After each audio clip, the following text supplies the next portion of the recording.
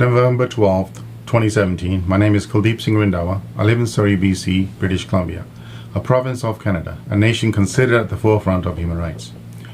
I have posted a number of videos on YouTube, and this video concerns itself with a fingerprinting matter when I made an application for a Canadian passport. The reason for putting this video out now, because the application was made quite some time ago, but considering the recent events in my life, some of which were taking place in the courts itself, when on June 8th, 2017, Judge Murray had me put down for speaking the truth and telling her the concerns and trying to protect her position as a judge. It's important that what is really happening here is that I feel my life is being interfered with, and my businesses are being interfered with, and I'm being attacked. It's almost as if I'm being criminally stalked. And the stalking is taking place not only by police officers, some of which have turned up to my house and sort of threatened me on one occasion, but it's also taking place in the courts, where now I'm being searched in attending when I've really not done anything wrong, not actually harmed anybody. Contrary to the fact the sheriffs are actually intimidating me and harassing me, so I don't go to the courts and speak the truth, a place where justice is supposed to be done.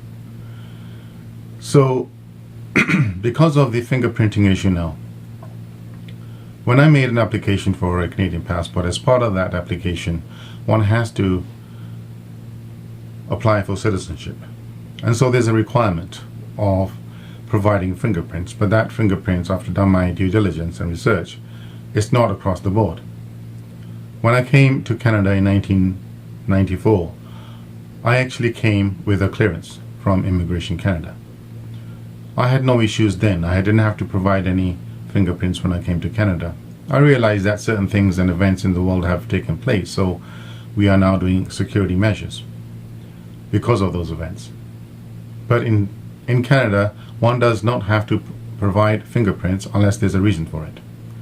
And so we challenged that, particularly when on one occasion I noticed that there was a police car parked outside my house when I lived on 140th Street. A house which has actually been taken away in foreclosure because of the situation that has taken place in my life here. And when I reported this to my lawyer, and I had taken note of the car and the number plate, and my lawyer did a check. My lawyer at that time for the business was John Piemonte. He also represented me in the APEC BC proceedings.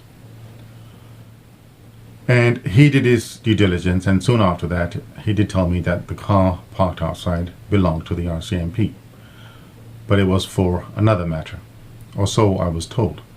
It's easy for them to say it's for another matter when it could be my matter.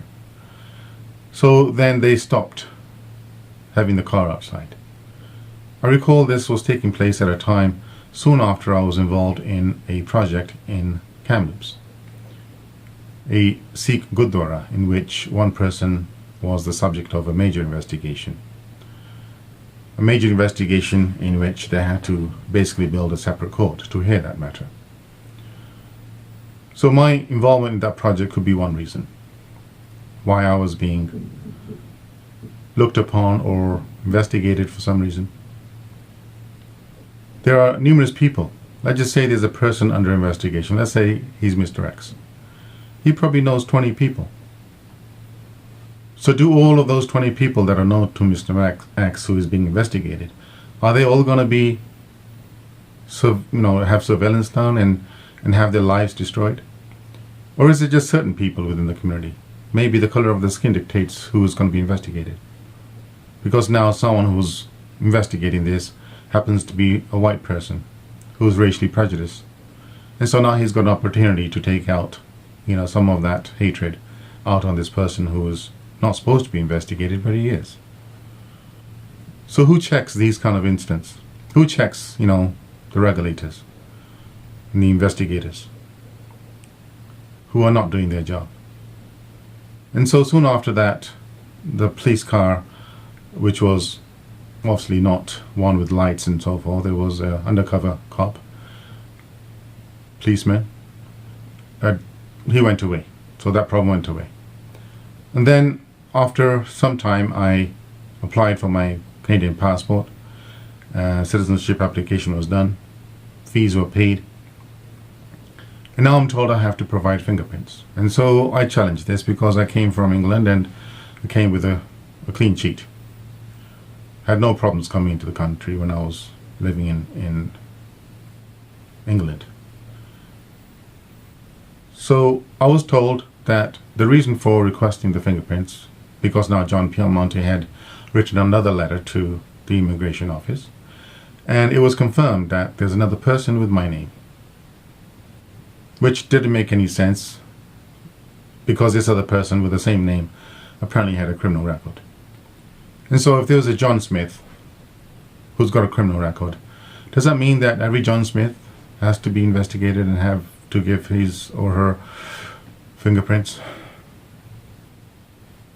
Because there's a Jane Smith who's also someone that's got a criminal record, so all the Jane Smiths are not going to be giving their fingerprints.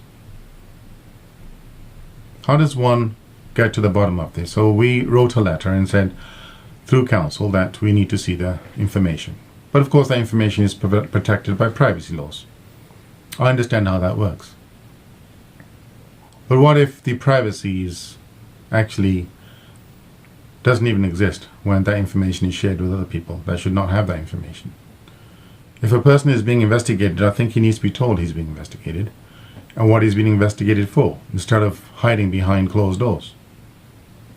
Proper privacy is protecting one's information so no one has it. And if the police is going to investigate, then the protocols are quite stringent, that an improper investigation is not done. And so we requested this information and were refused. So I wrote to them again through my lawyer with an undertaking that the information can be provided, but it does not have to be shown to me. And so my lawyer can see it, and I can then sit on the other side of the table and he can compare the pictures and the information and say, yeah, this is a totally different person. If there is another person with my name, I'm challenging the immigration department to prove it. Has he got the same height? Has he got the same age? Same date of birth? Color of eyes? Identifying marks on the face? And so forth. There are numerous things that one can look at to identify a person. Fingerprints is just one of them. And as we can see in this modern technology, fingerprints is not a reliable way because everybody knows how the system works and it's being manipulated and people can be set up. So I do not believe that fingerprinting is something that can be used to find if a person is there. It's very easy to take fingerprints on a glass and put that glass at the crime scene. So clearly one goes to court and proving that person is innocent becomes more difficult. But the person who has put in the fingerprints at the crime scene is committing a crime. The person who is investigating a person who should not be investigated is committing a crime. Because the issue is they're not trying to identify who the parties are that need to be investigated. They're targeting and racially profiling certain individuals because they want the culture to be now looked upon differently in the world. So a person out of frustration goes to court and he does something, perhaps raises his voice. And so he's put down. Or he's arrested. But the ones who have done this, that has caused the frustration, nobody wants to investigate them. Because improper investigation is done for a reason. And so therefore the fingerprinting issue has to be investigated as well. And I would like to say that the people who are doing these crimes cannot be involved in the investigation.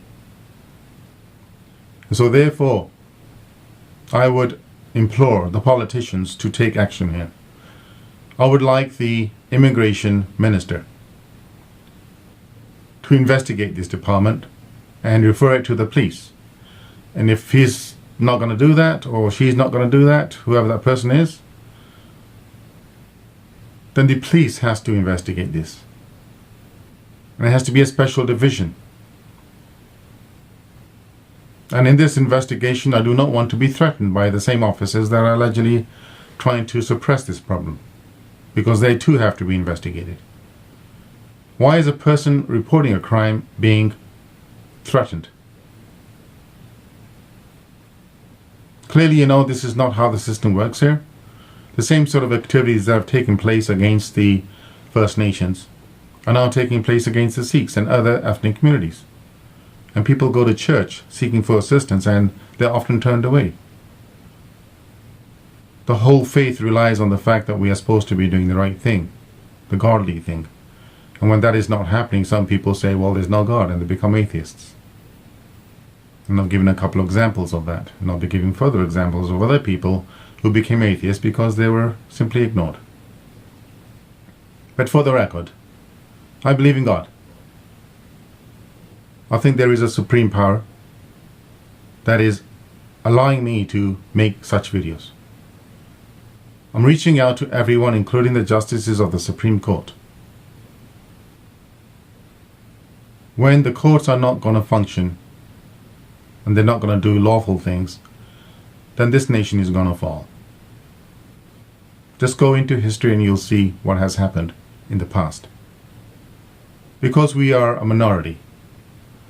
The American Civil War started because there was a lot of people on both sides of the war, so that war took place. Both sides were reasonably equipped and determined to achieve a victory. So we are a minority. Some people don't have a nation of their own. I call myself a Sikh, but there are people who are saying the Sikh nation. Well, there is no nation for the Sikhs. It was taken away by the British, or India has now opposing it and carrying on with certain activities that they should not be doing. And so the responsibility lies upon the Sikhs, and those Sikhs who are educated enough, who want to protect the Sikh image and give benefit to those who are being exploited and corrupted. Perhaps that's my mistake. Do you have no decency left within you? Do you not know what the religion stands for? Do you not read the Ardas and then try to understand it? That we're supposed to be humble people with great thinkers. It's right in our prayer.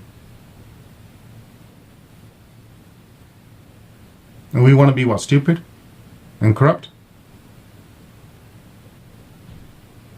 I think I've said enough.